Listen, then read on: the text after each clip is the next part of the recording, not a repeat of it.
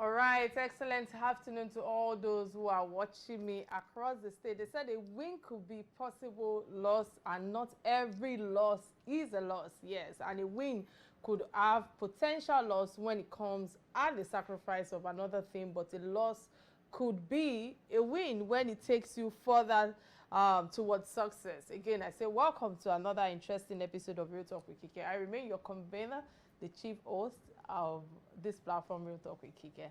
And of course, my name remains Kike Atanda-Owo. I think it's important for us to hear on this day in history segment what it has in store for us. When I come back, I give my own meaning or submission to on this day in history segment. Stay with me, I'll be right back.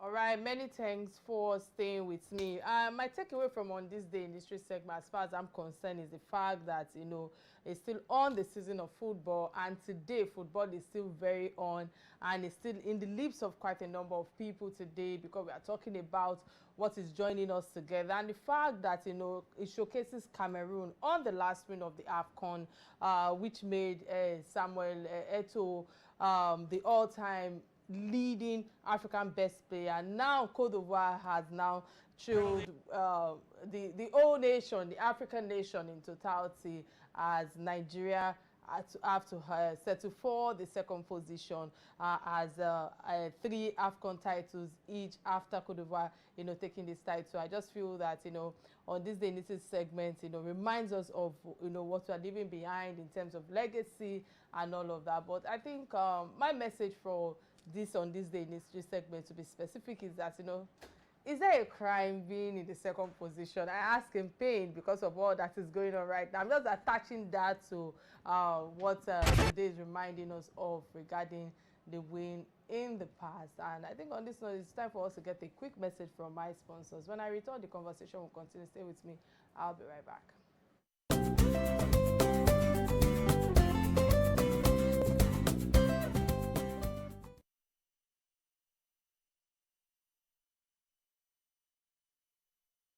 All right, many thanks for staying with me. Of course, AFCON has come and gone, and of course, history have made those who want to write their names in the palette of history, or in the wallpaper of history, have written their names, whether they lost, whether they won, and all of that. And all of that is what we have seen in the last, a few weeks, and how Super Eagles have lifted the hopes and the happiness of Nigerians as a whole. And today, the hopes and expectations of Nigerians were raised, and Super Eagles did their best to match the country's expectation. And the tournament highlighted from Ivory Coast successful hosting of the AFCON 2023 tournament amidst the minor incidents that took place, ultimately leading to the Ivory Coast in the finals. And we saw how all that have played out from the tournament lessons. I'm asking myself, what are the lessons that need to be learned from this tournament?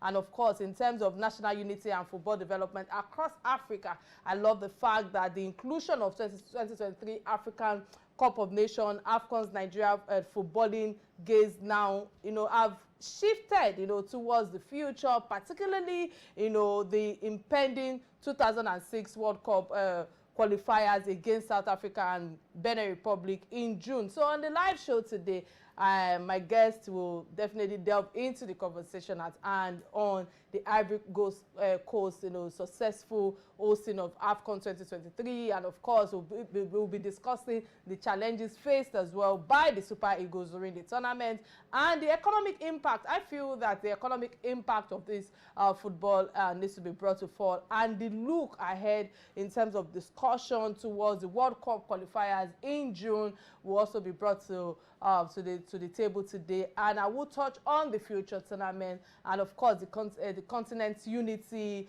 and the roles of sports events in promoting national pride, because we have seen how football today have united, is a unifier in terms of the collaboration between all the African countries, regardless whether one African country won or not. We still remain as brothers and sisters. I think on this note, it's important for me to show the profile of my guest, and when I return, the main conversation will continue.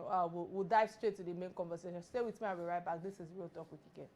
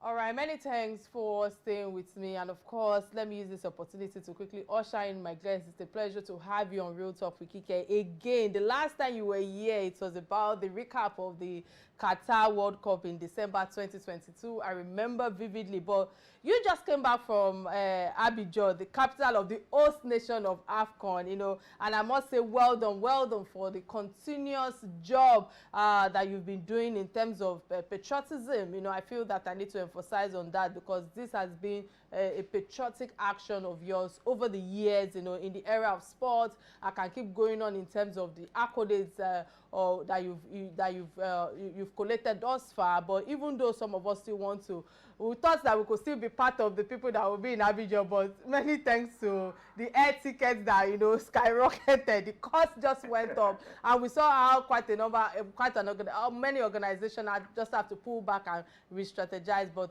you were there live and direct. Many thanks, for doing this with me. And let me start from the fact that, Ivory Coast did a wonderful job. I must emphasize, there are quite a number of reactions from Nigerians, and all of that. But I feel that they did a fantastic job, being the entire host, of this continental football that took place this year. And you were there, like I said earlier, you saw it, you reported live. So in terms of coordination now is what I'm even touching on, the fact that, they hosted, like I said earlier, in terms of officiating and sports tourism,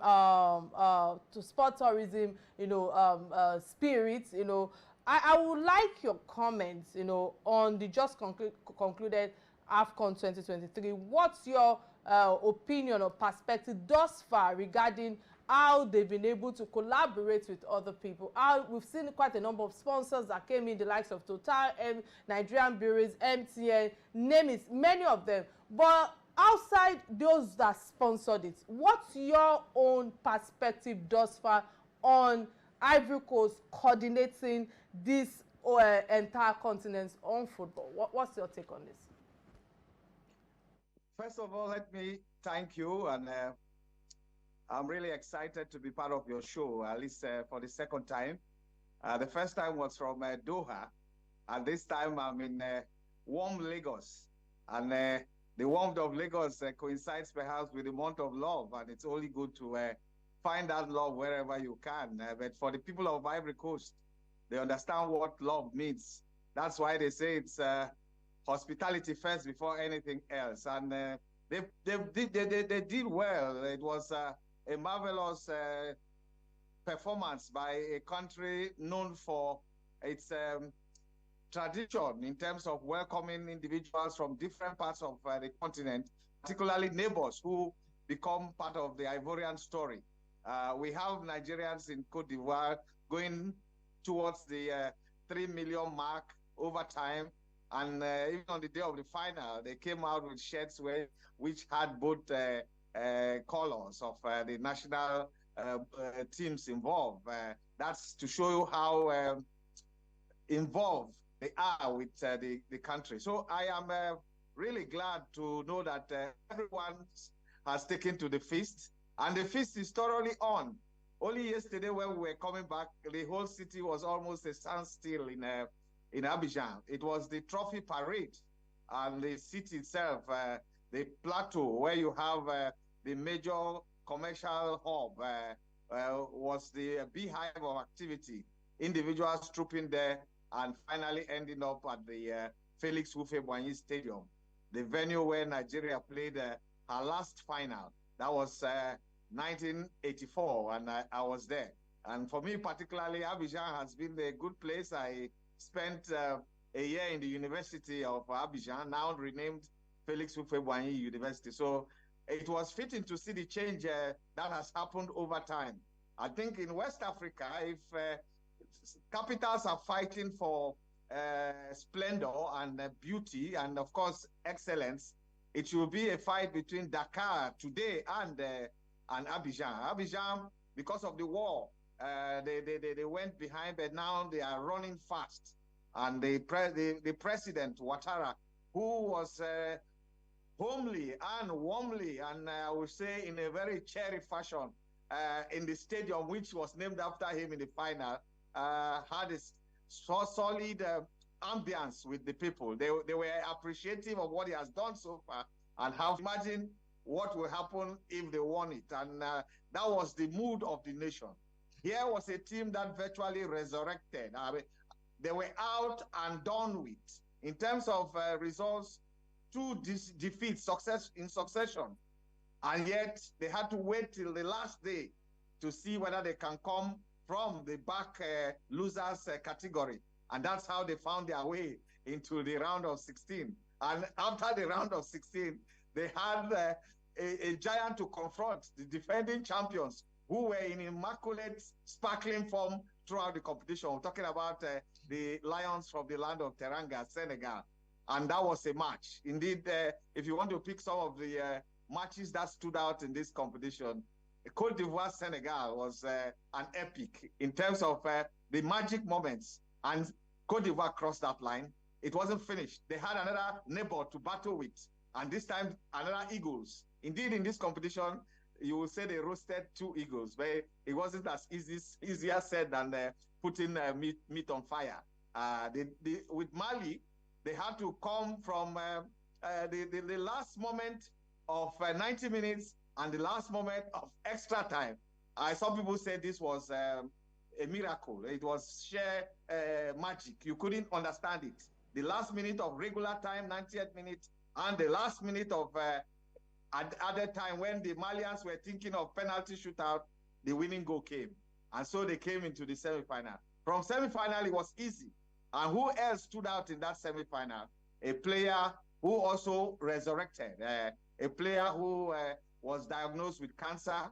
He took time off the game and came back, scoring the winning goal in the semi-final against Congo, the boys from Kinshasa. And then, of course, scoring the winning goal against Nigeria. It's a story of comebacks. And for us, there is always a lesson that you are not out until you are totally out. And even when you are totally out and you can breathe, then be ready to fight, be ready to rumble like an elephant. So in terms of the game itself, the message is clear. A team that was not fancied from the outset had her breakthroughs, consolidated on those breakthroughs, and found their way to the final. And the moment they got to the final, they were a different team entirely. They were changed. They were looking like the orange colors that they had, you know, fresh and ready to really bounce. And that's what they did. Of course, in terms of putting on a show, $1 billion, that's the investment that was made for this competition. And you need to be in Cote d'Ivoire. I'm not talking about Abidjan, because from the north of Cote d'Ivoire, Korogo, down to the south of San Pedro. Mr. Michel, Cote d'Ivoire has changed. Can you hear me? Yeah. Can you hear me? Many thanks for that elaborate insight right there. You know, I'm trying to manage time despite the fact that we have technical issues that has become a culture at Silverbird. But at the same time, I'm trying to also make sure that I get a lot of juice from those who are watching us right now. Because with all that you've shared thus far, despite the overall success that we have seen, the challenges, you know, that have been encountered during the live show in terms of coordination, in terms of hosting, you know, the officiating, the sports, you know, I can tell you for a fact that many people, you know, actually, you know, felt there was an oversight during all of these successes because of the challenges that were encountered during the what's it called, tournament. And I would like you to address some of those challenges, because in reference to the fact that, you know, the African hosting, the African nation hosting the World Cup will happen anytime soon. A lot of people have also complained about Nigerian having scanty fans. Like, if you saw the extractions that was showing while you were talking earlier, you know, you see that we don't have a lot of supporters. You know, those who are wearing our uniform are not really there. You know, those are supporters at the fan base at the stadium. I ask you the second question. Please go ahead. Yeah, you cannot. This is a developing country, and the challenges will always be there. And there is really no doubt that from the outset, they had problems with the ticketing. The tickets were being sold online through CAF. CAF are the owners of the competition, and that didn't really get to work. If you found out that the initial games, the stadium was, most of the stadia were scanty, and that they had to change, they had to adjust. And that made them to start selling the tickets through the post office. But even through the post office, you know, it's always the temptation. The black market came into it. People hoarding tickets. You go and buy wholesale tickets, and then you start selling them. And of course, those who had the cash. If you look at some of the Nigerians who came, the Naira now is a value which cannot really match even the CFA. What used to be some kind of a supremacy currency. But now the Naira is in the doldrums. You're looking at 1,000 for 2,000 CFA, and they are selling tickets for 10,000 CFA. Minimum tickets 5,000, 10,000. How many people? How many Nigerians? Oh, they've not sorted out the what I call hygiene issues, accommodation, eating, and then they want to go buy tickets. So we didn't have that kind of the numbers were not there actually in the stadium. And again, because of the arrangement made for this ticketing, some countries were denied the opportunity of their fans having access. I recall that the president of Congo, through his Minister of Information, had to complain and said he will have nothing to do with CAF in terms of solidarity on how they didn't allow their supporters to enjoy good space in the stadium. Even look at the final. You could figure out the Nigerians. They were not meant, but even that ticket, the traffic itself, the traffic in some major venues were hectic, and you really needed to assess that if you wanted to be part of the game. Of course, in terms of the coverage, you couldn't deny that this coverage was of international standard. 177 territories had the feed, and all African countries enjoyed it. But even the rights, to get the rights in Nigeria, it was towards the beginning of the competition that some of the big, so to speak, some of the big terrestrial stations decided to come for the rights. And that didn't allow the room to prepare effectively on how they will really manage all right, many to reach many their goals. thanks for keeping it real on this platform. And I like the fact that you had to throw a lot of light on the grand logistics that took place in Ivory Coast. But quickly, before I go on a quick break, because I know that Nigeria lost the final, but we won silver at this tournament, and not, if you ask me, it's not an entire loss for us as one of the most recognized teams, you know, in Africa. But how should we be looking forward to the World Cup going forward in terms of the qualifiers against the South Africa and the Benin Republic in June? And the reason why I'm bringing this to fall is the fact that with all that you've shared thus far and your own experience, what are your expectations? What do you think that we need to do differently in June? Nigerians are back to appreciating their team, which was missing for quite a while, because of they didn't understand the coach they had. Of course, the coach contract has ended, and that has thrown up the debate. Should he stay or should he go? If he is to stay, what is he expected to do?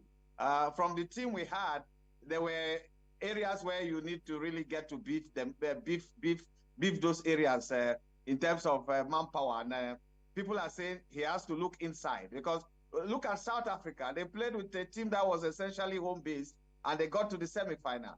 Of all the last 3 AFCONs, they've been won by coaches from the same country. They've stayed with their indigenous coaches to win the Nations Cup. So why all this drift towards going outside and spending money that can be used for development? So that's a different issue for those who are saddled with the responsibility of managing the game. But then we want to believe that we have not only the World Cup qualifier, there is even the qualifiers for the Nations Cup, which will happen before the World Cup in Morocco. And for Moroccans, the Nations Cup will be like a dress rehearsal for their World Cup hosting in 2030. So it's going to be a special Nations Cup. And the Moroccans believe that haven't made their mark in the World Cup, this is the time for them to bring the party home to a continent which they are struggling so hard to identify with in all dimensions. So we have to see the ground running. We have a team, we have a skeleton of a team. So first thing, who will be the coach to handle this team, prepare for these critical games against South Africa and Benin Republic? Good enough, we didn't start so well, but South Africa lost to Rwanda, who are leading in our group. So we need to really get our loins and get set to start attracting the Nigerians back to appreciating the Eagles. It's the way they were playing that made fans to stay away. But I think with what they showed, coming from a least fancied perspective to really winning the hearts of many, I think now they have to really start getting it right. And that starts with the quality of coach who will handle the team. Of course, looking inside, getting our domestic game to be vibrant, to be sustainable in terms of pushing the different areas of concern for those who believe that if we can't get it right here, then we are wasting our time. So many little things, but I think to do these little things right, we'll be there. Many thanks for your elaborate submission thus far. We'll go on a quick break, and when I return, the conversation will continue. Stay with me. This is Real Talk with Kike.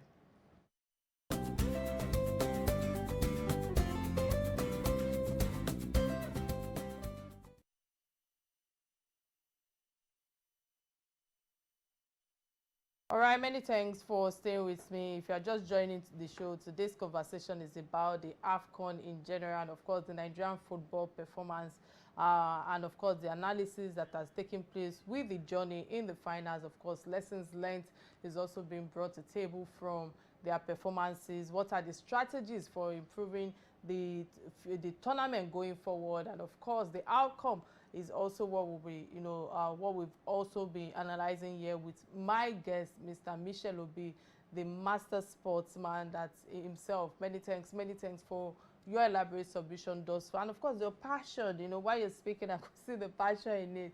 And before I come to you regarding passion, let me quickly use this opportunity to open the phone lines. If you are just tuning in, remember that you can be part of this conversation by calling the studio number 080-988-77400, showing on your screen. It will be showing in a few minutes. And of course, we're streaming live on Facebook and on YouTube, both on Real Talk with Kike and of course on Silverbird platform. Sir, with all that you've shared thus far, because I just feel that I really need to ask you this, because the former Nigerian international goalkeeper, that's Peter Side, have urged the NFF to sack, Joe Pasero, Nigeria, based on Nigeria's defeat in the final of the African Cup of Nations, the AFCON. And of course, a senior member of the Super Eagles, squad as well, that's Kenneth, I've also said that the tactics of the coaching, in terms of coaching staff, have caused them the title. We all watched the show live, and we all saw all the transpired regarding how our Super Eagles performed. But regardless, I will need your own position with us, in terms of management of the Super Eagles going forward. What do you think? Earlier when you were talking, you spoke about, how we should look for another coach, or if I got you right. But what's your own perspective thus far regarding this? That's my first question to you. And my second question is the fact that there are some critical issues that needs to be addressed with this NFF, as some analysts, say that some of the players do not merit making the Super Eagles squad thus far. But with your own submission, I will need you to, put a touch to it, because I feel that with the little that I've seen thus far on social media, it's talking about favoritism,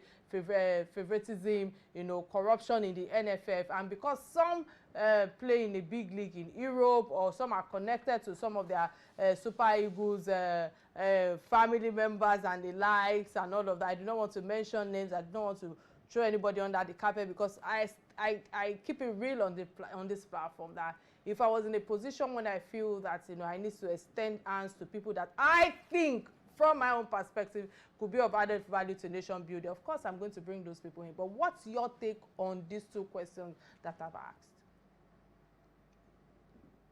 Let me preface my comment in this direction to say that I have never, over time, believed in foreign coaches, and I've been part of them.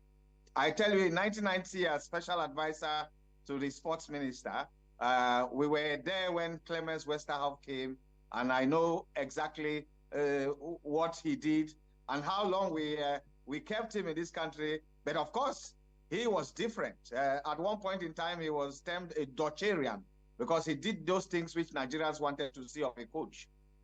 He said perhaps he became the model. And then we went for another foreign coach thinking he will follow the same pattern, where we actually get to develop our players, get to expose our players, get to make them become the stars that we need, stars who can not only bring value to themselves, but also to the nation, and of course, the game in the process. Can you imagine what will have happened if we have 4 home-based players in that team who went with that team and they were part of that team, coming back home at this time, and what impact they will make to our domestic game in terms of even playing for their clubs, in terms of being welcomed by their families here, in terms of stimulating the young ones around who know them. Aspiration must not have boundaries. And this is what we have been insisting. But we took 25 players to the Nations Cup. How many did we use? For those who came from abroad, some of them, they showed that they were not supposed to be part of the national team. And that's what I'm saying, that the World Cup has never been won by a foreign coach. It's there, it's a matter of fact. The Nations Cup in the last 3 editions have been won by indigenous coaches. So why all this drift towards having a foreign coach? And maybe because of our peculiar nature, where we have divisive tendencies, ethnicism, chronism,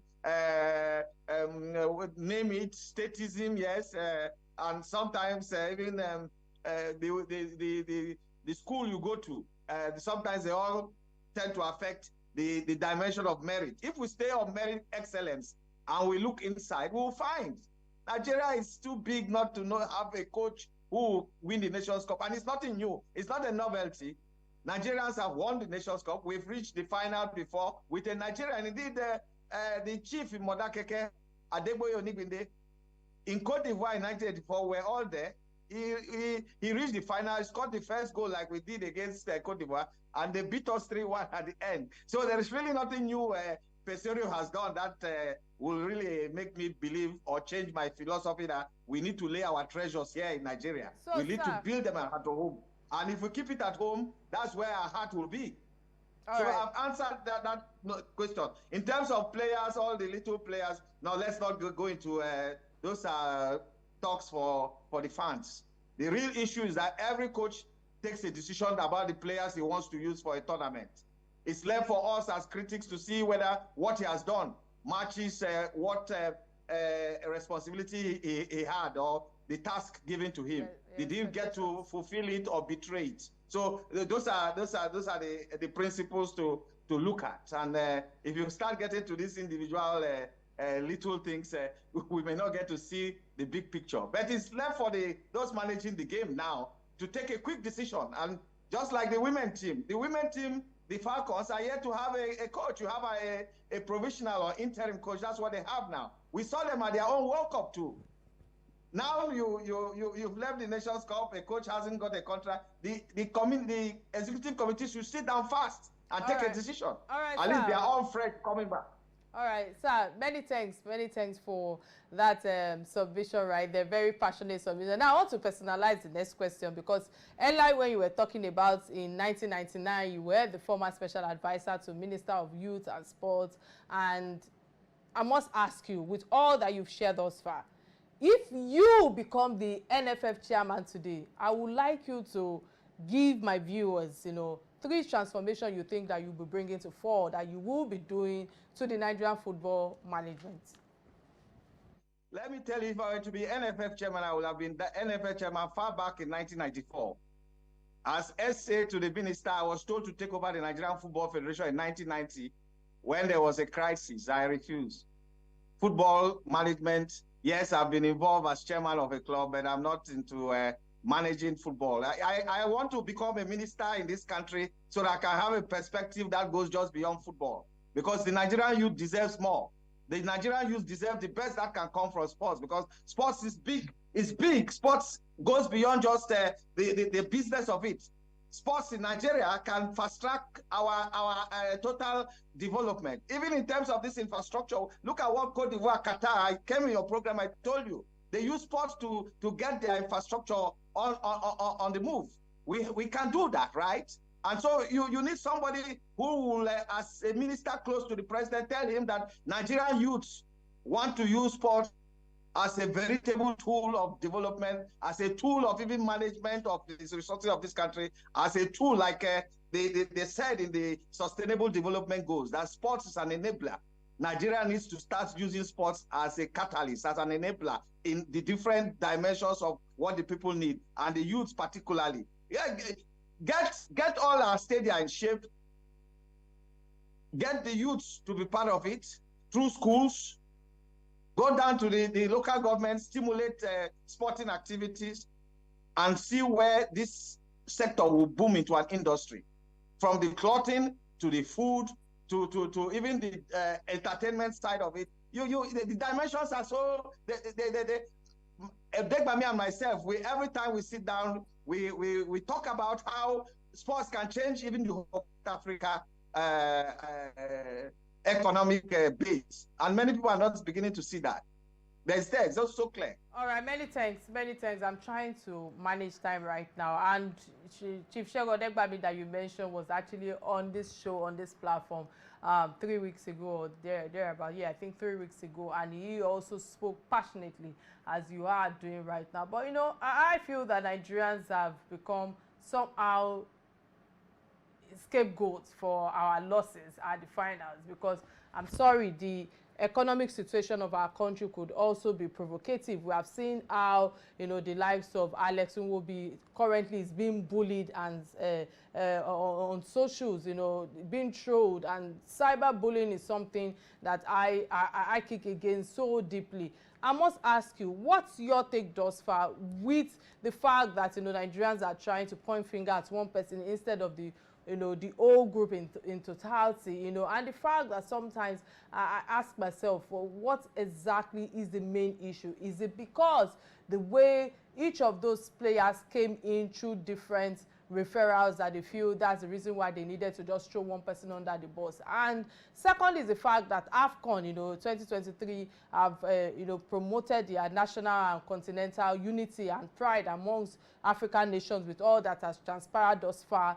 How can sports events continue to serve as that platform, you know, for fostering solidarity, you know, unity, and maybe collaboration across borders? It's not just in African country as a continent, because I feel that there are a lot of international bodies as well who are also interested in football. We also are also trying to, you know, copy how international football is being done in terms of structure now. So what's your take on these two questions quickly, because we are running out of time? Let me keep it concise. There must first be a deliberate re-engineering of what we want to do with sports. Our policies are there. We have ministers who come, they hardly want to implement some of the articles of the policy. Some of them, they don't define their mission clearly. And even if you have a mandate from a president, how do they get to really meet the expectations of this mandate? And, you know, the case of Alex Iwobi, I am surprised. Of course, you have to take it back to the last AFCON when Iwobi had a red card just coming in to stabilize a team that was on the threshold of trying to find an equalizer, and then he got a red card, and that spoiled the whole feast of Nigerians for the AFCON in Cameroon. And now this time they are talking. He had an excellent game against Angola, and if we didn't get to win that game, I wonder whether they will have been talking about even the team in the semi-final or in the final. So cyberbullying, we are in the season where people want to fish out. Maybe they are looking at where he's coming from. He has a JJ Okocha as a relation, and they think, but he deserves his call up to the national team. So I don't want to delve in such, as far as I'm concerned, that's people. Let's not waste time on such things. They can enjoy the fact of bullying, but over time, we saw what happened to the goalkeeper, Maduka Okoye. Till date, he's yet to summon sufficient courage to be back. Some people cannot take it. Some can take it. But it's all, I would say it's all part of the game. It's all in the season. So why not? So what else to talk about and to tell you that? I wouldn't say that they should enjoy the bullying, because, sir, I can tell you for a fact that, you know, this cyberbullying have caused some people taking their lives, you know, even going into depression and the likes and all of that. I don't know if you have a word of encouragement for Alex Iwobi right now, regardless of his connection with anyone. From a solid family with a deep football heritage. And he's a child that was well brought up, and he understands the dynamics. It's all criticism will come. He has played the game at different clubs, and he knows what it takes to be set out and being criticized. He will take the stick. That's all what it comes with, the territory. And I think he will be a better player more than anything else. He comes from a family with a deep football heritage. His father played the game at the highest level, so it's not just like somebody who will say tomorrow he will pack it up. No, I don't think so. Alex Iwobi, only a matter of time. He needs to also look at his game. There is no doubt about that he needs to look at his game. From Arsenal to Everton to so he needs to reshape or retune his game. Ask himself, what is it that I'm not doing right? What is it that I'm doing right? And then he will always be part of the national team. No doubt in my mind that he has the basic talents to be where he is. All right, many thanks for keeping it real on this platform. And I must say that it's been an interesting time with you on Real Talk with Kike today. But because of time, I need to quickly move to the last segment of the show, which is a trending story. And the trending story today, the first one that caught my attention is that of the Albert Igwe's death, the Access Holdings CEO, and of course the likes of Bolaji Agbede that has been named as the acting group CEO as well. My heart pours out to them because right now I really don't know how to start. I don't know how to even proceed with my submission on this topic. I feel that it's a very painful one, and it cannot be as painful as, you know, the parents right now who are going through the pain more, the trauma, and of course the late family of what's it called, Mr. Bolaji Ogunbanjo as well. You know, my condolences goes to the family. I understand that the wife celebrated her birthday. I don't know, maybe this yesterday or so, but my condolences to all of the families who are affected. May God continue to comfort them, be with them in this time of loss. You know, it was truly both men, I must emphasize, were truly a great man that made their marks in the banking and financial sector, and of course the NSG as well from Mr. Bolaji. That's the what's it called, the exchange, what's the word now, the NSG right now, you know. So I just feel that I find it very disturbing, the fact that, you know, this is a man who have built a private university that is about Igwe, called Igwe University. You know, his life is a tour of lessons, if you ask me. He was an early achiever. Yes, quite a number of people have also called people's attention to how did he get there. How did he get there, guys? Igwe started his career at Corpers and Librand and Guarantee Trust Bank before joining Access Bank in 2002 as the company's deputy managing director, and he became the chief executive officer of the company in January till I think 2014. And he was a philanthropist, you know, Albert Igwe being the Access Bank CEO, and of course, you know, he had this UNICAF collaboration with Access Bank that offered support to vulnerable children, you know, orphans, you know, and internally displaced persons in the northern part of Nigeria. We all know how a lot of people want to run away from anything at the north, but he actually stepped in to look for how to provide solution and to raise awareness, you know, for this purpose. You know, the bank organizes the annual bank UNICAF charity what's it called now, Shield Polo tournament. And of course, you know, in 2018 as well, you know, Access Bank also emerged with a competitor, Diamond Bank, making it the largest bank in Nigeria. So I'm asking for those, you know, who are asking questions, how did he emerge, how did he get to where he got to? You know, these are some of the few things I know that, and there are few really, because he has dipped his hand to a lot of, you know, what's it called, legacy projects that I feel that quite a number of people should emulate from here. And he had planned to also expand the bank into Asia in early 2024, but, you know, he has died before any of this expansion officially is launched. So he's easily one of the best banking brains and businesses leaders in the continent, you know, as far as Africa is concerned when it comes to the banking industry. So my Albert Igwe's story is just, you know, a remarkable one, if you ask me. This is not the time for us to start digging, oh, how did he get there? What are the impacts is a question that I feel that people need to actually be looking at. The impact that he has made thus far, you know, is a remarkable one for me until this point, you know, which he has been building that blueprint for anyone looking to achieve success in their own path. And I feel that one lesson I can easily take from his life is that no matter how short your life on earth is, you know,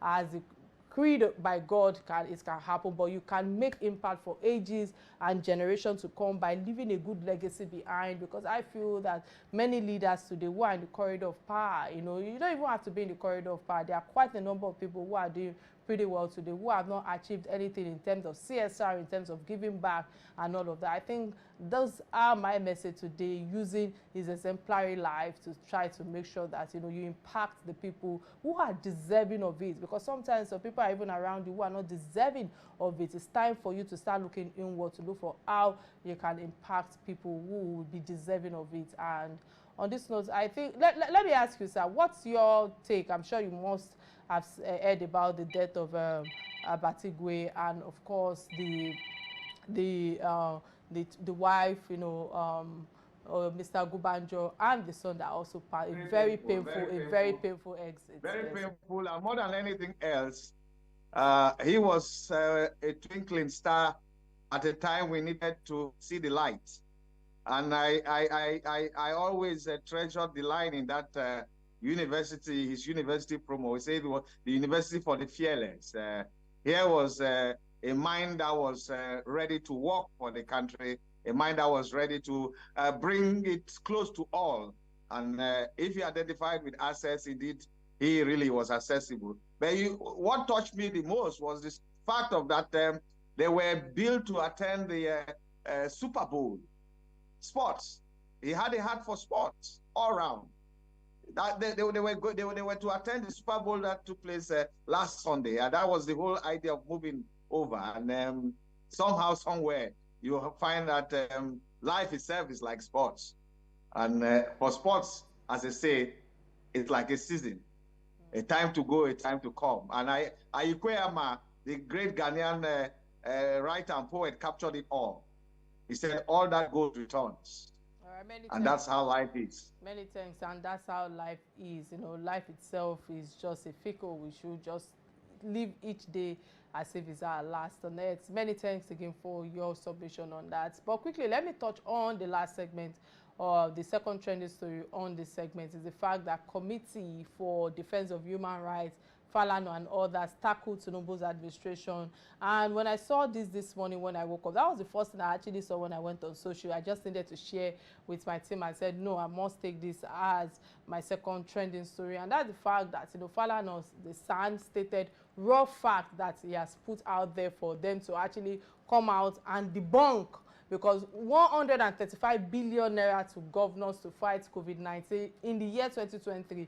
What are they fighting? I'm asking in pain. Who are they fighting the fight on? Because I was confused. I had to listen to the video back to back to just say that, this have to come to fall. I had to step down another story that I've thought that I was going to be touching on today. But there's so much wastage and leakage in the system right now, if you ask me, especially with this administration, that are saying they apportion billions to the senators and public figures or public officers, but not making consideration for the masses. They see, I just feel that the layman on the streets are actually the one, feeling the brunt more. It's so sad that this administration is, grooming the culture of, mismanagement. That's the word I would like to use. Every time you see each administration coming that they are tackling corruption, they are tackling this, I don't want to, gaslight anybody right now, but people are aggrieved. The public outcry is enough. The fuel subsidy was taken, and no replacement for substitution for all the people. I just feel that it's time for Mr. President right now to should make the economic more easy for the masses. And I feel that right now, quite a number of people who are in the corridor of power, or people who have some association or the other with people in the corridor of power, might not really feel the brunt of what is actually, or what the reality is at the moment. And I'm asking, can they come out and debunk what Falana San have actually put out there with the likes of Malachi? I saw Malachi too in the story, and of course Adeboro. He has also been on my show as well. Sir, I don't know if you saw this, but even if you did not see it, you've seen how the economy is at the moment, and we are all feeling the brunt together. The hardship is real, I must emphasize. Yes, words cannot really convey the depth of frustration, the depth of suppression of even people's thinking. The decay is so deep. And at a time like this, when you need reassurances from those managing the polity, it is disturbing that the way our wealth, yes, I put it in real bracket, the way our wealth is being managed has become a subject of our health. And perhaps over time, Nigerians may not use words anymore. We'll have to show sufficient anger And that anger can be in different ways. I want to say the people now are beginning to feel it. And you talk about hope. No, it's no longer hope. It's something deeper than that. The people need to get going. And I think our leaders are beginning to see that if you don't remove any dark clouds, merchants of change may just find their way.